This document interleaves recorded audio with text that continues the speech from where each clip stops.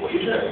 ऐसे एक कई मामले आज हम एक एक करके मामलों से आपको वाकिफ कराएंगे और हम आपको बताएंगे कैसे सुशासन की सरकार में विरोध की हर आवाज को दबाने की कोशिश की जाएगी। पहले देखिए वो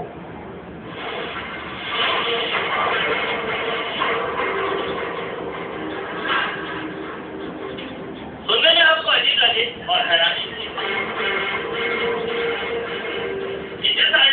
राइट इन्फॉर्मेशन एक्ट को भ्रष्टाचार पर अगेंस्ट करने के लिए सबसे बड़े हथियार के तौर पर माना गया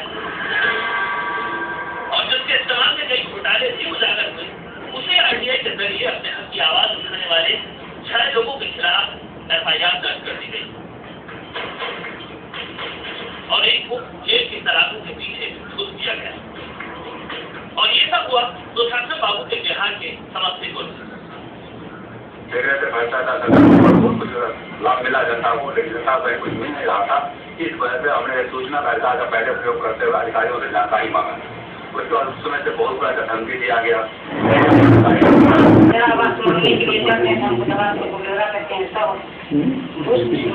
देते हैं जनता, उसका इंदिरा आवास मिलते हैं, जब घुस नहीं देता उसको दवा करके मिलता देता है। सबको तकलीफ हो गया, उसके घर बता जाए, उसका जांच कर दीजिए।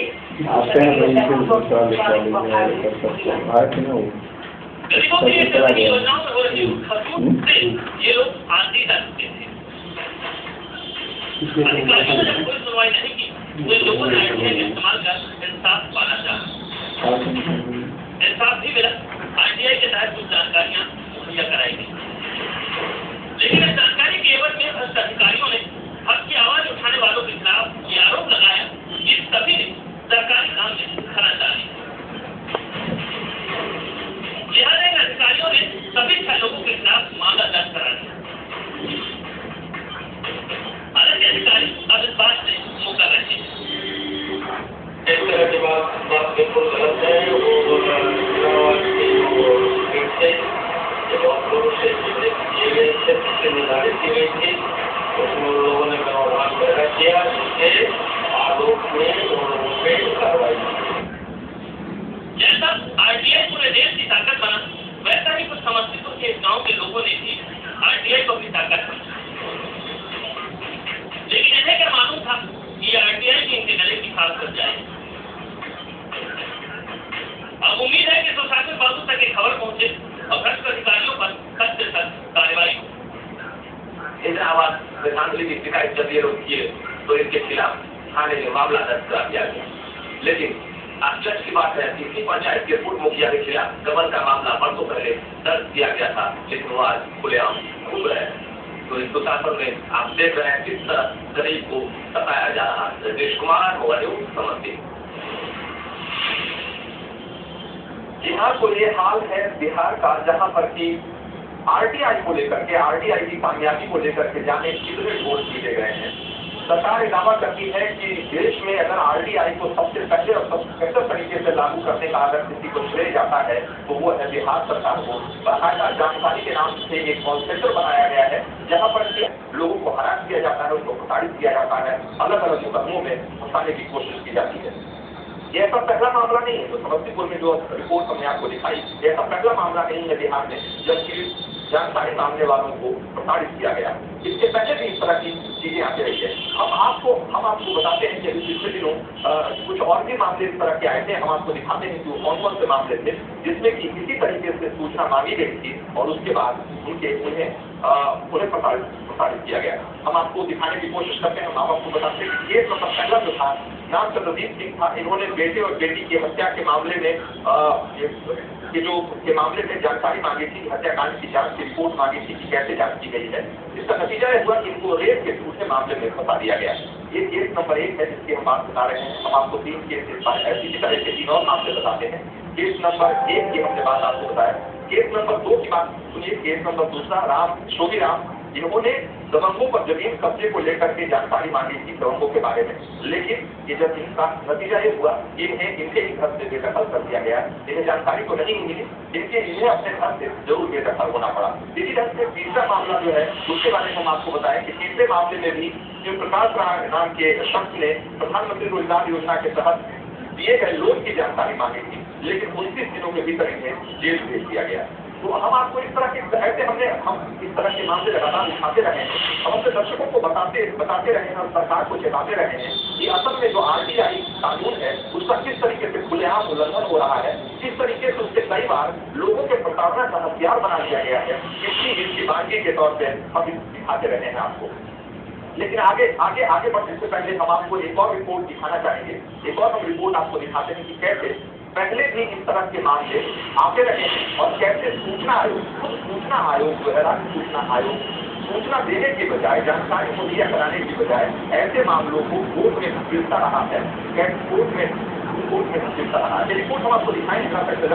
हमारे साथ राजकुमार जी जुड़ गए हैं। अब सीधे राजकुमार जी से जानने की कोशिश करते हैं। राजकुमार जी, बिहार ऐसा राज्य है जिसके बारे में जो कुछ जहाँ की सरकार दावा करती रही है हमेशा की सूचना के अधिकार का जो कानून है उसका सबसे शानदार तरीके से अगर फैसला बल किया जा रहा है उस पर बिहार है। इस तरह की खबरें आती है कि जब लोग सूचना मांगने जाते हैं तो उसके साथ इस तरीके से प्रताड़ित किया जाता है, उन्हें डराया धमकाया जाता है। क्या कहेंगे आप?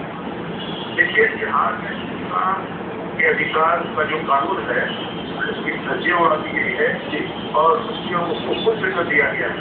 बिहार सरकार ने सरकार के माध्यम से कानून बना करके सिस्टम में होने वाली जो कमियां मौजूद है उसको दूर करने का एक बड़ा हथियार है, बड़ा कारगर हथियार है। लेकिन उसकी हकीकत क्या है, किस तरीके से कानून का इस्तेमाल हो रहा है, ये हम आपको दिखाने की कोशिश कर रहे हैं। किस तरीके से इस कानून की आड़ में असल में लोगों को सूचना देने का नहीं बल्कि प्रसारित करने का काम किया जा रहा है, ये हम आपको बताने की कोशिश कर रहे हैं। जाहिर बात है हम आपको और ज्यादा जानकारी की सबसे सीधे रजनीश के पास। रजनीश, जिस तरीके से मामले आते रहे हैं बिहार में RTI को लेकर के बड़ा हो हल्ला होता रहा है और खास करके जानकारी जो बल की तरफ स्थापित किया गया, सरकार की तरफ से कहा गया कि ये बड़ा क्रांतिकारी कदम था, उससे भ्रष्टाचार को मिटाने या भ्रष्टाचार को उजागर करने में बहुत मदद मिलने वाली है। लेकिन जिस तरीके से प्रशासन और जो सरकार है वो लोगों को हरास करने की कोशिश कर रही है और इस तरीके की चीजों को दबाने की कोशिश कर रही है, क्या लगता है कि RTI की शुरुआत जिस तरीके से जिस लक्ष्य के साथ हुई थी, मतलब से आपने को पूरा हो पाया? मामला है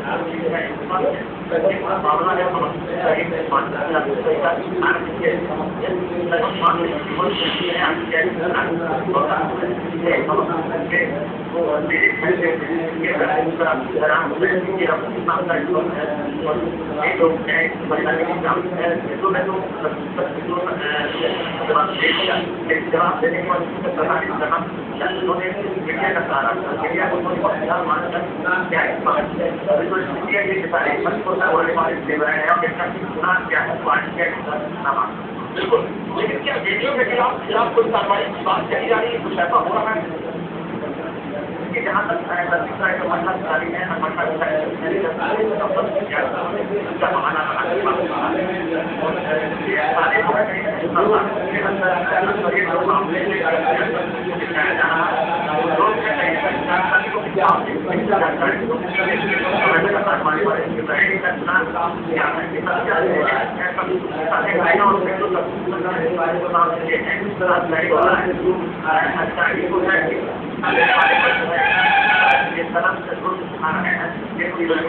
बिल्कुल साफ जाहिर है तरीके से जानकारी मांगने की सजा जिस तरीके से दी जा रही है उसकी गिरफ्तारी की तलवार लगातार लटक रही है उसके ऊपर, ये हाल है RTI का। हम आपको बता रहे हैं कि आज किस तरीके से RTI के कानूनों की तरजीह लगाई जा रही है। आगे बढ़ते हैं, अगली खबर चालू करते हैं।